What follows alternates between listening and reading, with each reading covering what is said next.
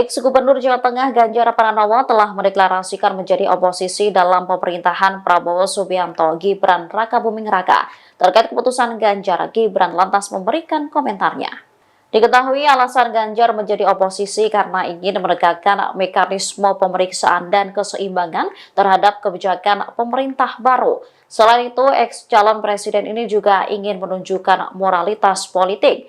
Dikutip dari tribunsolo.com, ia pun memastikan akan turut mengawal pemerintahan Prabowo Gibran, tapi dengan cara lain. Merespon hal ini, Gibran mengaku tak ada masalah jika Ganjar menjadi oposisi.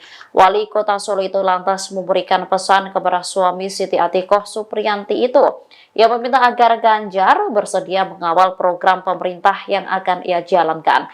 Dirinya berjanji akan menampung masukan-masukan baik dari pihak dalam maupun luar. Meski demikian, Gibran tetap berupaya merangkul semua kubu pesaingnya yang sempat bertarung di Pilpres lalu.